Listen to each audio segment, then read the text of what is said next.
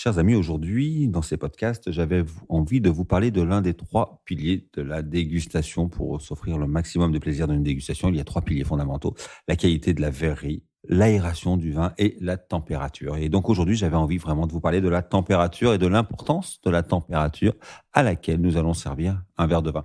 On a tous remarqué, on a tous appris très tôt, quand on est devenu amateur de vin, qu'on mettait les vins blancs au frigo et les vins rouges plutôt chambrés. Parlerons tout à l'heure de ce terme chambré. Effectivement, la température d'un vin blanc n'est pas la même qu'un vin rouge, parce que l'équilibre finalement d'un vin blanc, l'équilibre d'un vin rosé, l'équilibre d'un vin sucré, liquoreux, qu'il soit blanc ou rouge, qu'on l'on aille du Sauterne au Porto, tous ces vins ont des équilibres différents. Le vin s'équilibre entre sa matière tannique, sa matière acide et en même temps son moelleux, son onctuosité, sa sucrosité. Et tous les vins sont sur ces trois axes. Alors finalement, on se rend compte que sur les vins blancs, il n'y a pas beaucoup de tanins, on a un peu plus d'acidité. Je parle d'un vin blanc sec, on va parler d'un chardonnay, tiens, pourquoi pas. Allons faire un petit tour sur un Pouilly-Fuissé. Nous sommes dans le sud de la Bourgogne, au pied de la roche de Solutré. Un Pouilly-Fuissé, le cépage chardonnay, on a une belle vivacité, on a une belle onctuosité. Mais finalement, si on le sert à 15, 16, 18, 22 degrés, tout simplement la température de la pièce, cette acidité va devenir un peu dérangeante, un peu agressive, et le vin va manquer complètement d'élégance. Donc on a besoin de servir ces vins blancs un petit peu vifs, un petit peu plus frais, on va les servir, pourquoi pas, à une dizaine de degrés. Et puis vous avez des vins encore plus secs, plus vifs, plus tendus. Allons faire un tour dans le pays nantais, pourquoi pas, sur un gros plan du pays nantais qui va nous amener une très belle fraîcheur, une belle acidité qu'on aime beaucoup pour accompagner nos fruits de mer. Et là, on va servir le vin encore un petit peu plus frais, comme pour calmer encore cette acidité-là. Pourquoi pas le servir à 8, 9 degrés, donc légèrement plus frais. En gros, un vin blanc sec, plus il va être une forme d'onctuosité, plus il aura de volume, de crémeux, et là on ne parle pas du tout de sucrosité, et bien plus on va le servir un petit peu plus chaud, c'est-à-dire tout simplement à 11 ou 12, voire 13 degrés. Et quand ils sont vraiment très vifs, très secs, avec une acidité un petit peu tendue, on va plutôt les servir à 8 ou 9 degrés. Pour les vins rosés, c'est à peu près la même chose. Un vin rosé, vous savez, on l'aime pour son côté friand, agréable, acidulé, qu'on boit sous un arbre en été à l'heure du barbecue. Et cette acidité-là, on va l'accompagner un petit peu avec la fraîcheur du service. Donc également, comme pour les vins blancs, pour pas qu'elle soit trop dérangeante, cette acidité naturelle d'un vin rosé, on va le servir un petit peu frais. Encore plus que nous sommes en été, quand il fait chaud, les vins se réchauffent très vite dans le verre. Donc on va avoir vraiment besoin de servir les rosés un petit peu frais pour profiter de ce côté un peu festif et très fruité, très friand des vins rosés. Les vins rouges, il y a différents phénomènes dans les vins rouges. Il y a l'acidité, comme pour le vin blanc. Donc, vous allez me dire, si l'acidité est un petit peu marquée, on va le servir un peu frais. C'est vrai.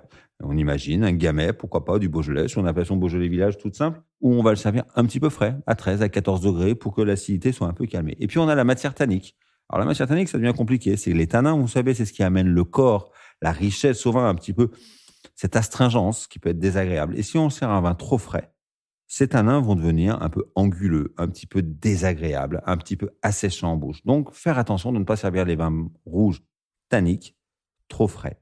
Donc là, on va plus servir au moins une température supérieure à 15 ou 16 degrés quand on a une belle matière tannique. Et puis, si vous avez de l'alcool, parce que vous êtes sur un vin de Provence, sur un vin du Vaucluse, de Châteauneuf-du-Pape, pourquoi pas, ou du Languedoc, ou de la Catalogne, comme en Priorat ou en Maude-Sainte, où on va avoir un très beau soleil qui va nous faire des vins magnifiquement fruités, mais avec un petit peu d'alcool, souvent qui dépasse les 14 ou 14,5 d'alcool en pourcentage. Et ça nous donne des vins qui ont cette sensation alcooleuse en fin de bouche qu'il va falloir dompter. Et si on sert ces vins trop chauds à une température supérieure à 20 degrés, cet alcool va vraiment être un peu désagréable et alourdir la dégustation. Donc, on va faire attention à servir ces vins en dessous, absolument, de 20 degrés pour accompagner la dégustation et nous amener du croquant, finalement, et non pas de la lourdeur.